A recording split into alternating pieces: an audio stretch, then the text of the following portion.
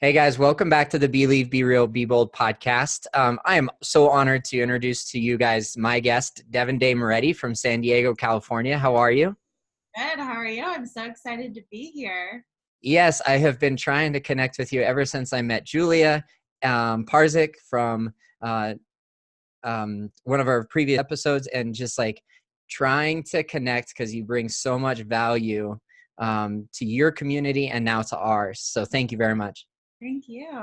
I'm so excited to record this episode with you. When I listened to the episode that you and Julia recorded, it made me even more excited because I knew what we would be talking about. And then it gave me a bigger taste of what all would be discussed. I'm like, yes, some of my favorite things.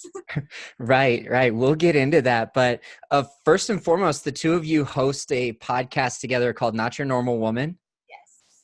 And how did you guys come up with like your theme and your content and really the purpose behind the podcast? Mm-hmm.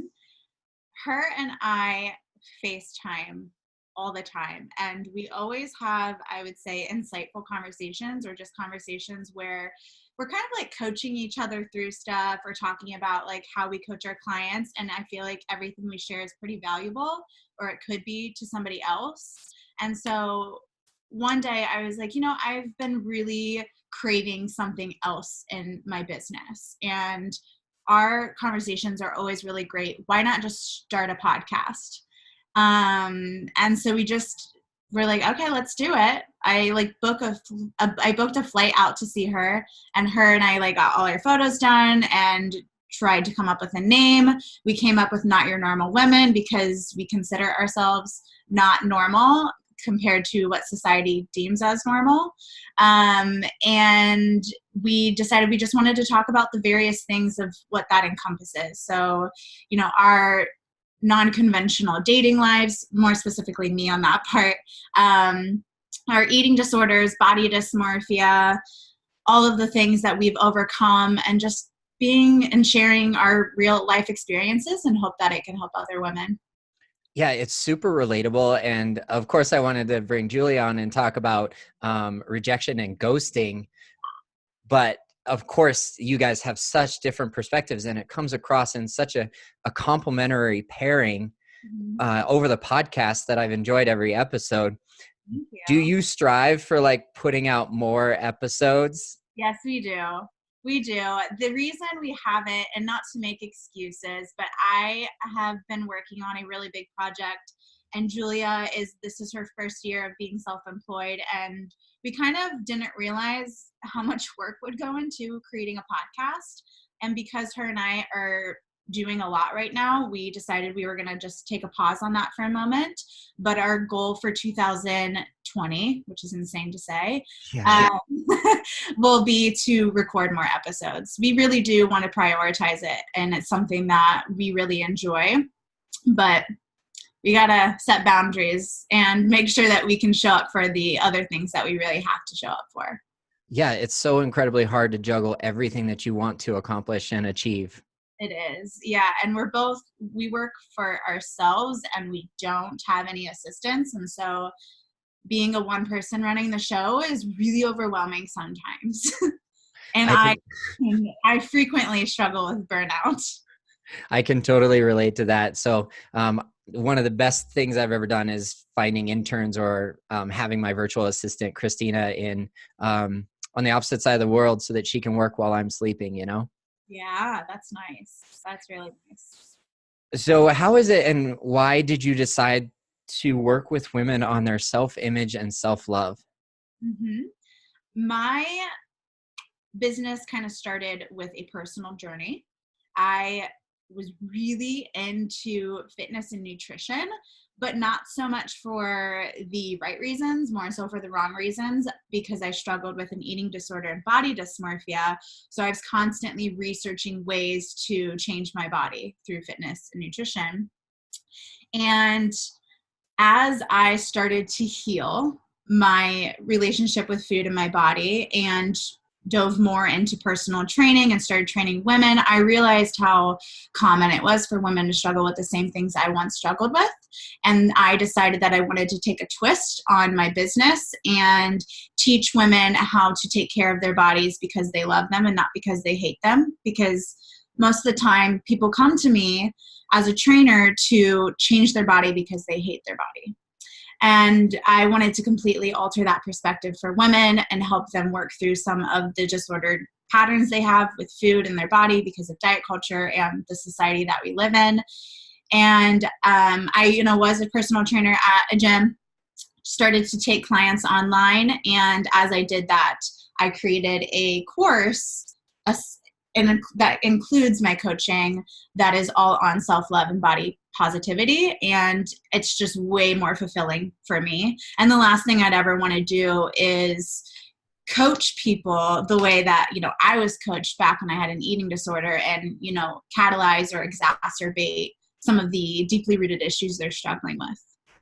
Right. Maybe an example would be to overly be concerned with calorie counting.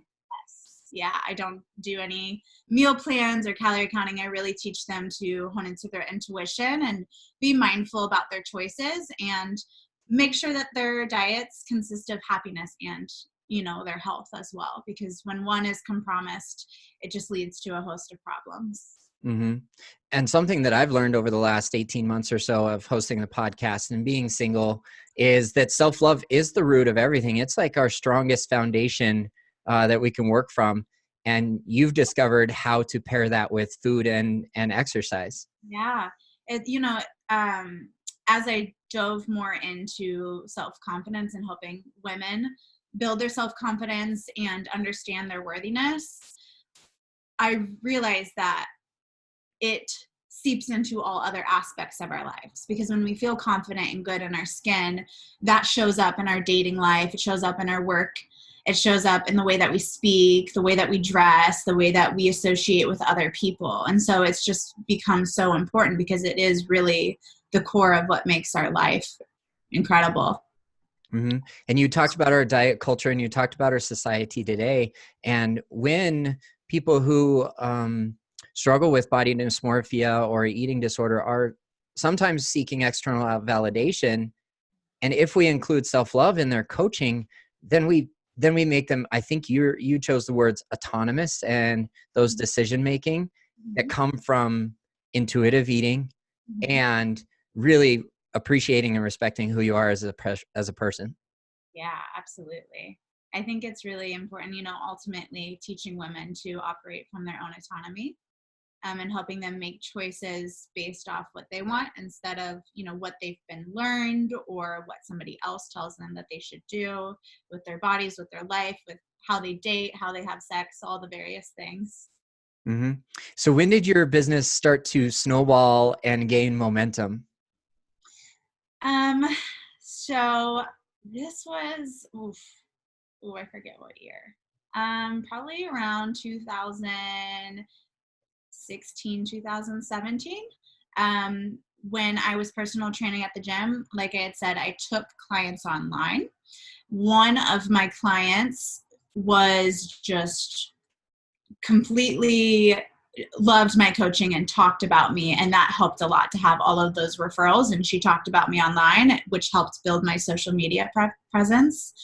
And then, as I got out of the conventional gym, started working at another gym with another trainer, and we built a clientele together. I constantly posted workout videos, put stories of me training my clients, and it just really brought a lot of attention. And because my clientele was building online as I was building it in person as well, I decided that I just wanted to take it completely online, which was a really scary thing because there's, of course, a drop in income, and then I'm going to be completely self-employed, and that was terrifying. But I was just ready to get out of the gym environment and do what I was most passionate about. And as I did that, it was just amazing how everything just kind of fell into place by going after what I was really passionate about. Mm-hmm. I can totally relate to that. Moving my business 100% online this May was very scary. And I also saw that dip in income. Thankfully, we're creating multiple streams of income as entrepreneurs and self-employed individuals. And so maybe one is peaking while the others are just staying level, and then they kind of fluctuate from month to month. Yeah. And, when you see that financial drop initially, it creates more of a force to really get shit going. Yeah, it's kind of like an inspiring out of a need. Yes. Not desperation, because when we go ahead. No. Some people operate really well under pressure. Mm-hmm. Sometimes I do. And as the achiever, I can definitely understand why. Yes. When did you find the Enneagram, and what resonated with you most about your personality type, the achiever? I think I discovered the Enneagram actually a year ago. So I haven't dove into it too much other than my personal, which is number 3, the achiever. Very much relates with me. And it's so interesting when you read things that perfectly describe who you are. And I'm like, oh, geez, like, you know me so well. And I think, it really resonates with me because it talks about how, like, one, I'm an achiever, so I am constantly trying to do things. I'm constantly trying to grow. It works in my advantage and disadvantage all the time. I am very success driven, and they're known to be workaholics as well, which is also in relation to my horse or I'm a Capricorn. So in relation to astrology, because Capricorns are known to be workaholics. And I feel like I'm constantly doing something in my business. And if I'm not, I feel like a sense of lack or something. I just feel kind of off. So I've been working through that because I think that, the thing that the achievers struggle with is worthiness. And I feel like mine kind of stems from, if I'm not achieving, or trying to become the best version of myself, then I'm lacking that in some. So that is something, like, practicing self-acceptance is one of the biggest things that the achiever has to really work on. Absolutely. Yeah. When you're at your best, you're very self-accepting, and you learn how to give yourself grace. So when we were talking about self-love earlier, that's a key component for the achiever to really become their greatest version of themselves. Yeah. So as a foundational principle, self-love, I like to backpedal or backtrack just a little bit and go to self-awareness and personal discovery in order to find self-love. Mm-hmm. And the Enneagram has helped me do that so much as the Challenger or Type 8. Mm-hmm. It really helps to have you understand yourself better when you dive in and get really introspective. And I've learned a lot of that through therapy and just reading more books on healing trauma and stuff. And when I learn about that stuff, or I learn about why I am the way that I am, it makes me have a deeper understanding and I'm giving myself more compassion, because I'm like, oh, that makes sense. This is why I act out in this way, or this is why I feel the way that I do about these things. And it just allows us to invite that compassion and that self-love a bit more when we can understand why it's happening. Mm-hmm. When you've created a foundation of self-love, and then worthiness coming from yourself stems from that, do you find yourself being a better leader for your community? I do very much. And I feel more connected when I'm connected with myself, because when you feel off, you don't necessarily want to be around other people, or you just don't show up in the most energetic way possible. And you just kind of want to close off. And so when I'm feeling more loving toward myself, I'm more loving and understanding to others. I can connect with them deeper. It allows me to understand them better. It works for everybody. Yep, absolutely. That self-awareness, personal discovery, and then growing into self-love gives the achiever so much graciousness for others, and like you said, for themselves too. Mm-hmm. Yeah, absolutely. Mm-hmm. Now, as an achiever,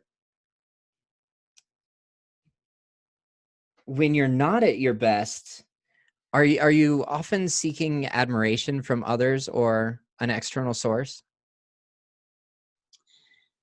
When I'm not at my best, I tend to isolate.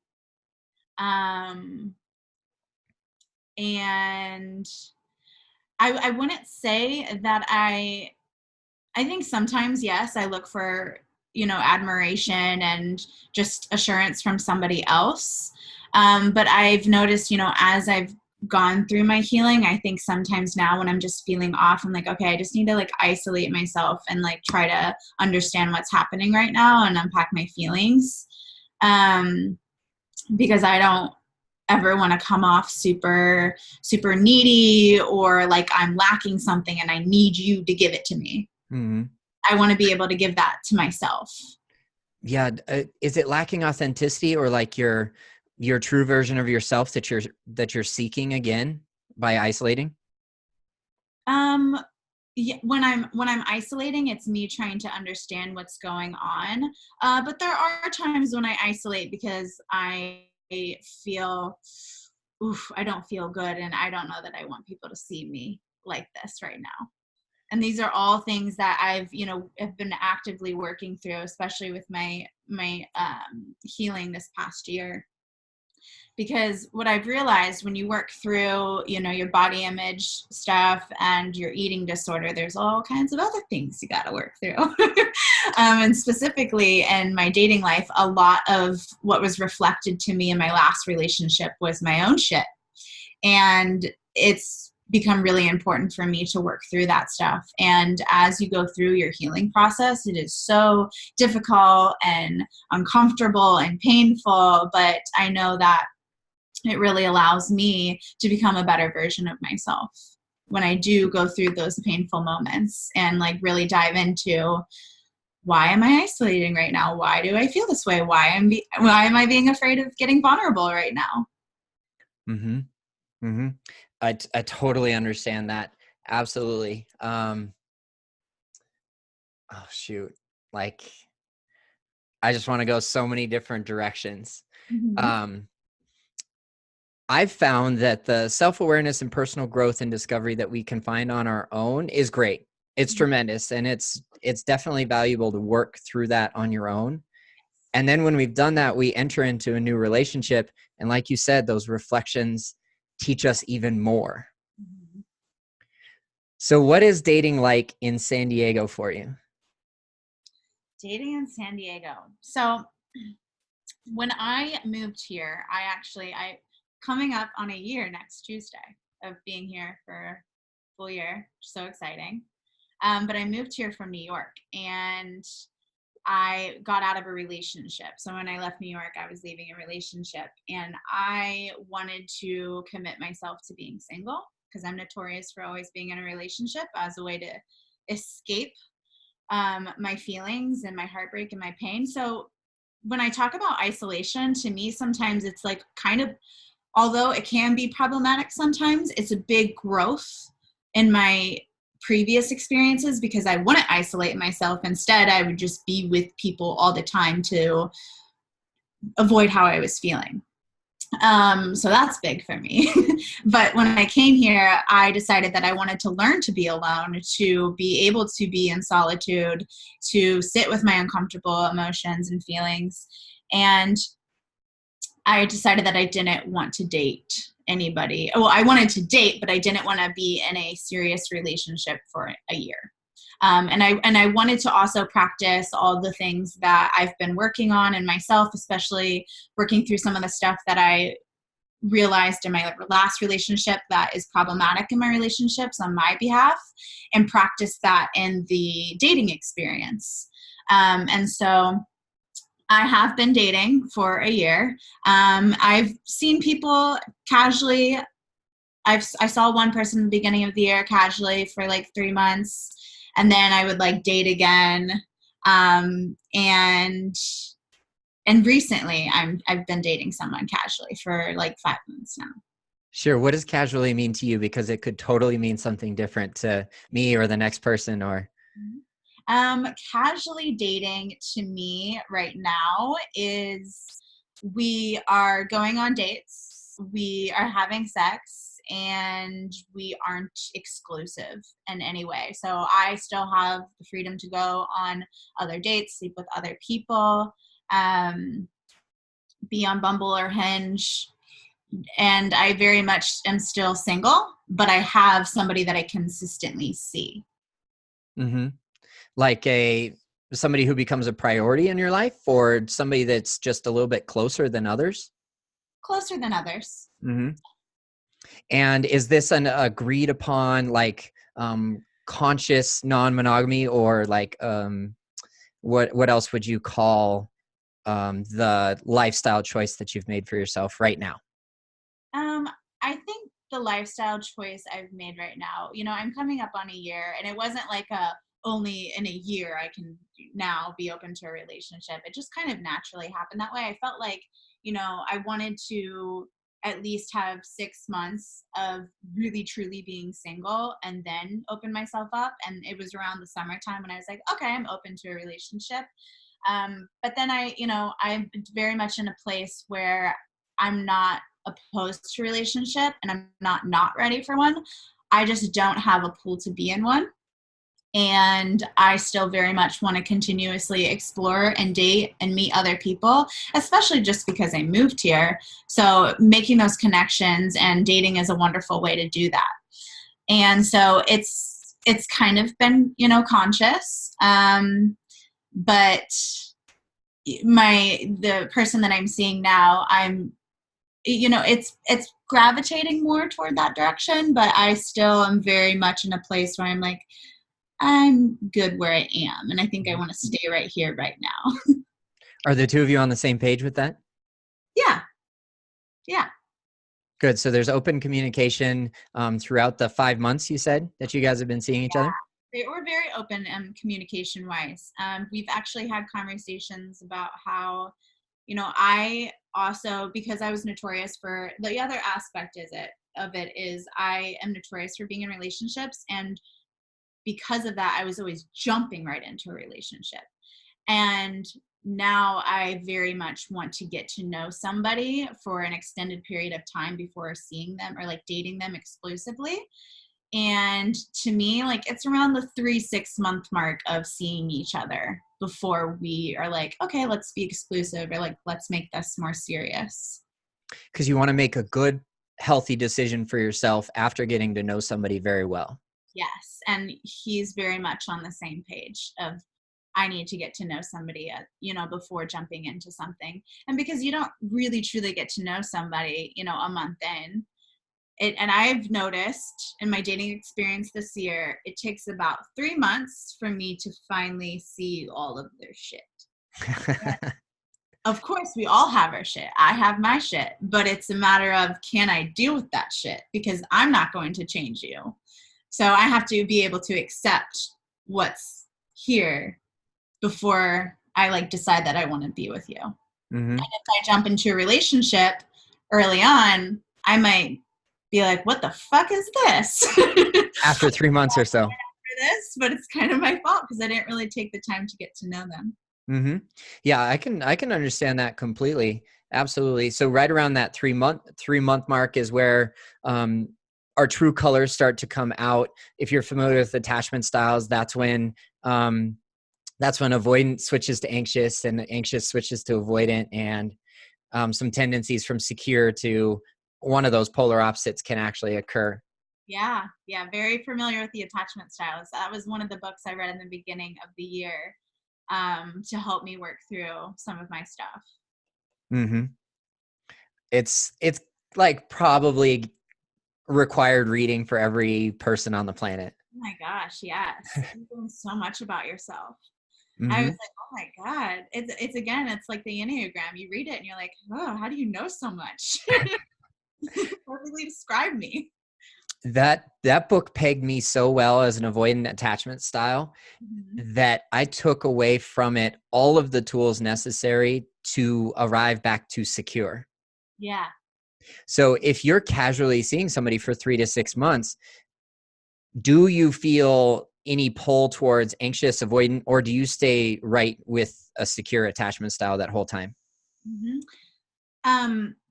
So part of my healing, actually, I worked with a guy who is a shadow worker for 3 months.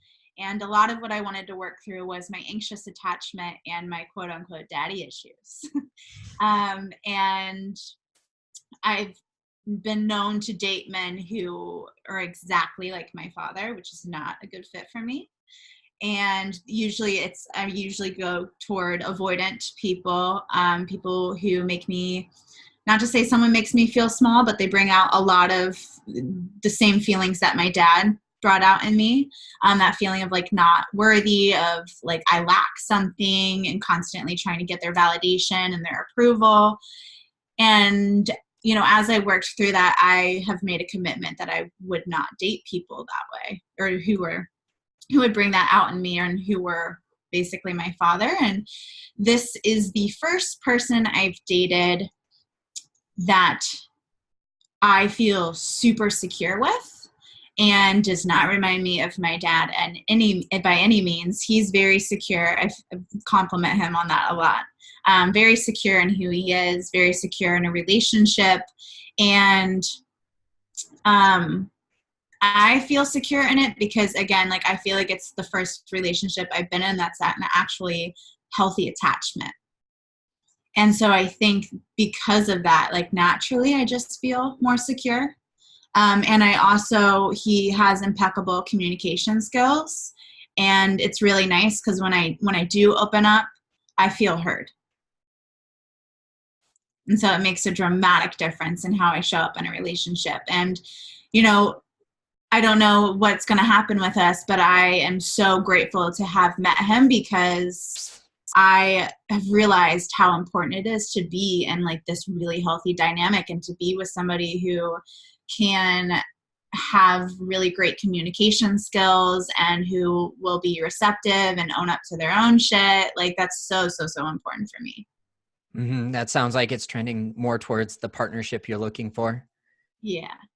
Yeah. Or by definition, the word partnership comes from at least one person being secure attachment style, and then having a lot of grace for the anxious or the avoidant. Mm-hmm. Mm-hmm. Yeah. Mm-hmm. So you're super open about sex, sexuality, and pleasure. Why do you feel that teaching others about self-exploration and pleasure is so important? So because I struggled with body dysmorphia, I was at one point in my life, it wasn't that I didn't like sex. I did like it, but I didn't want to do it because I felt so uncomfortable in my body. And a lot of that healing came from doing the deep work that I do with my clients, of helping them unpack all of that shame and all of that disordered and dysmorphic type beliefs they have about themselves. And then as I worked with my clients, a big question that came up often was, how do I feel comfortable in the bedroom? Because I'm starting to feel comfortable in myself, but I still feel uncomfortable in the bedroom and getting naked, and, them seeing all the perceived flaws. And so I decided to dive more into the bedroom space and talk about feeling more confident in that setting. And one of the tools that I encourage women to feel more comfortable in that space is to engage in self-exploration. Because, again, just like in relationships, when you love yourself, that love overflows in all other aspects of your life and in your partnerships. And when you feel confident in yourself, that confidence seeps into your relationship with someone else. And when you're feeling comfortable in your body, you're going to feel more comfortable in a space with somebody else. And I always like to tell my clients, if you don't feel comfortable looking at yourself naked and touching yourself, how do you expect yourself to feel comfortable when somebody else does that to you? And so getting comfortable in the space by yourself, touching your body, seducing yourself, doing all of those things, I think are really important to, one, get to know yourself better, which makes it easier to have better sex because now you know how to communicate and tell them how to touch you. Because the other aspect is women have a hard time because their partner's not touching them right, but they can't communicate with how to touch them right if they don't know how to touch themselves. So it's really just, again, coming back to feeling comfortable with yourself, knowing yourself, exploring yourself, and figuring out all of the things that make you tick so that you can then bring that into the bedroom with somebody else. And it just makes things all the more easier. Mm-hmm. It's taking ownership of maybe your sexuality as a person. And it came up the other day that I was talking with a friend that our orgasm is our own responsibility. Yes, it is. Is that something that comes up for you in your community?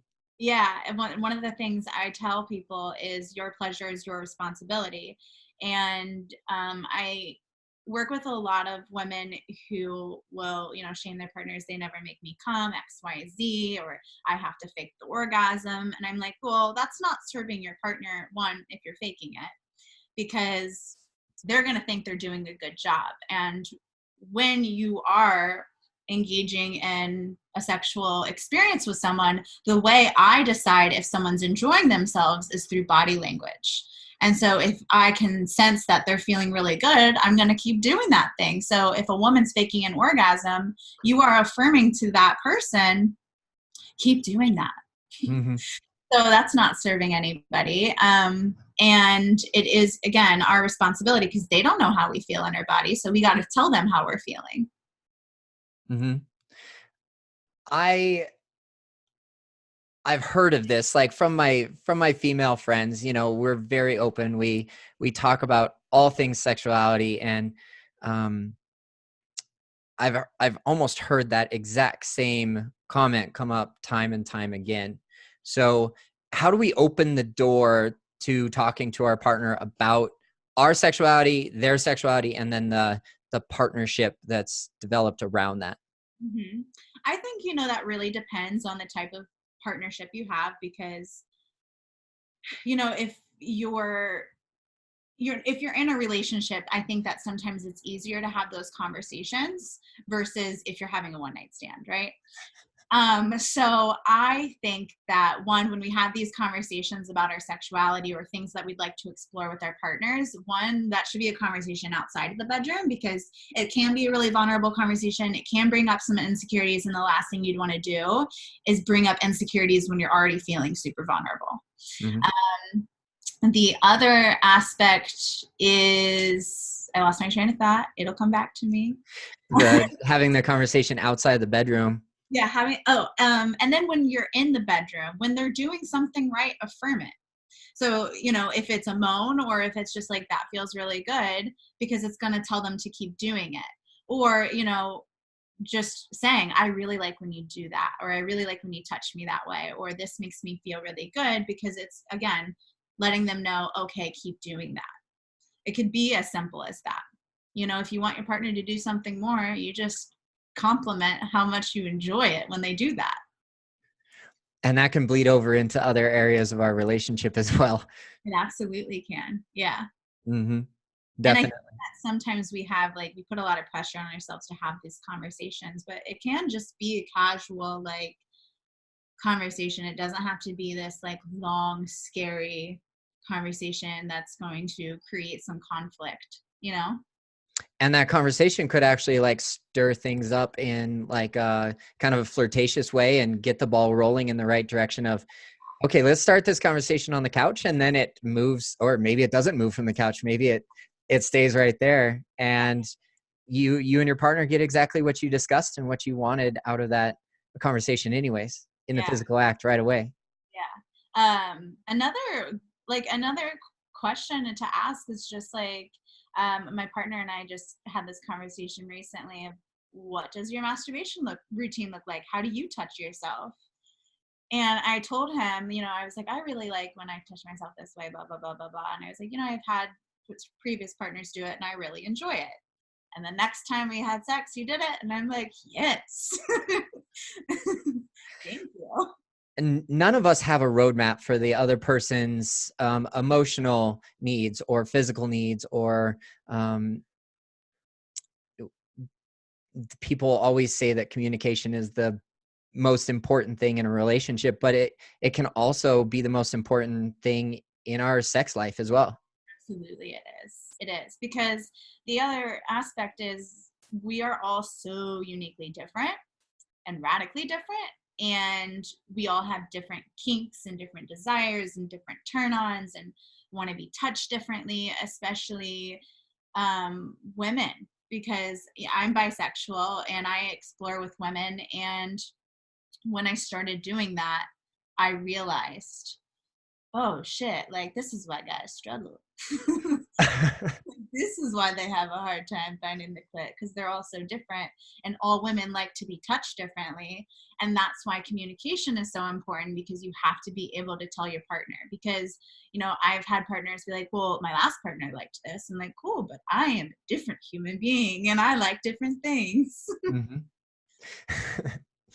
I like that perspective. So how can we bring in other flirtation methods like sexting or sexy pictures to kind of like bring some excitement back into the bedroom, or to stir it up in the first place?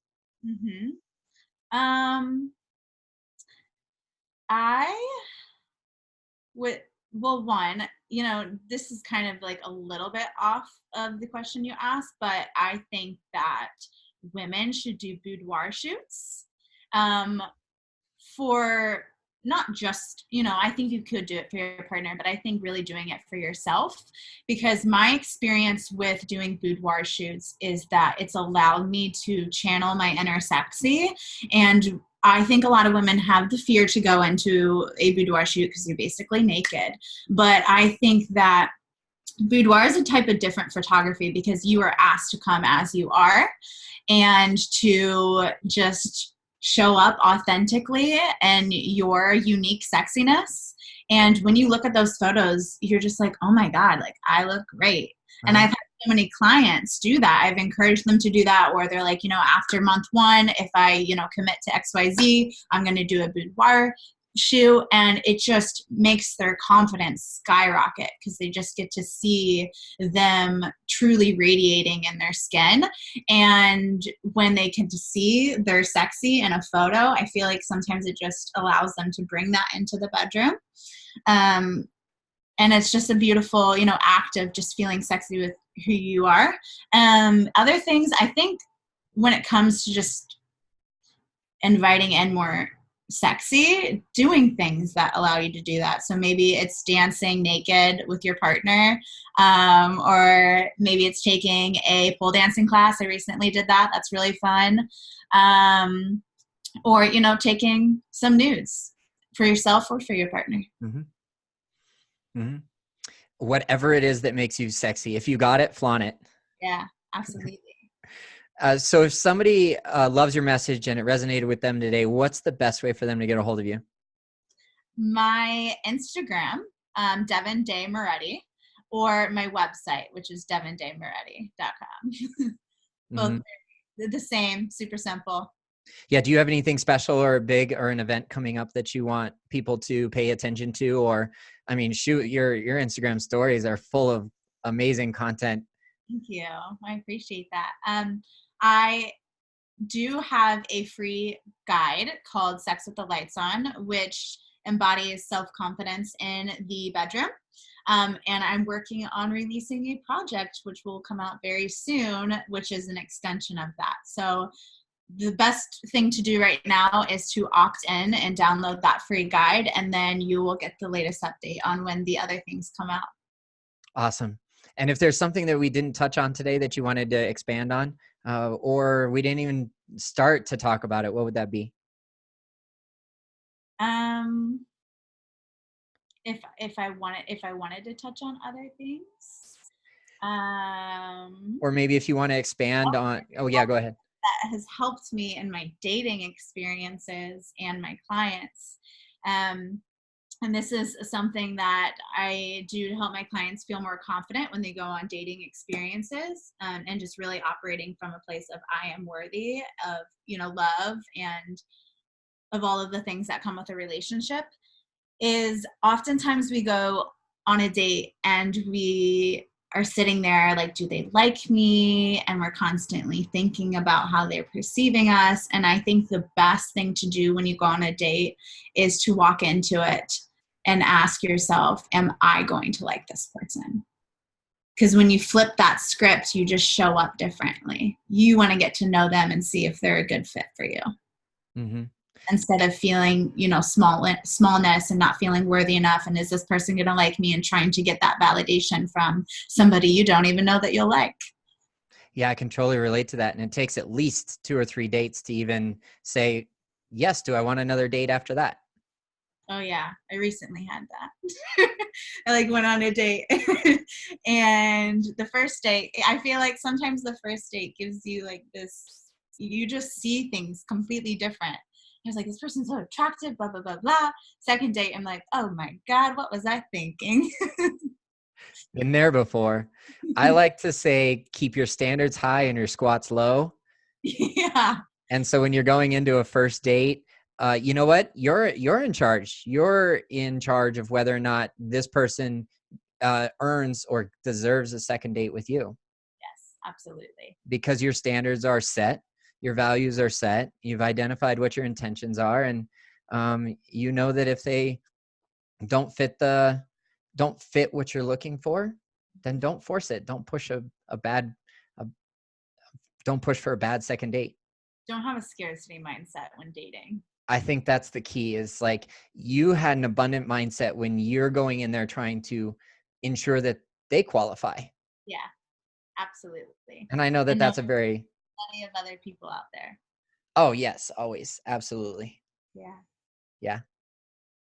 Well, Thank you. thank you so much, Devon. I know your time is very valuable, and I'll respect it. So what do you say in the next 6 to 12 months we reconnect, and when you're in Denver, I won't let you leave without getting together for at least coffee.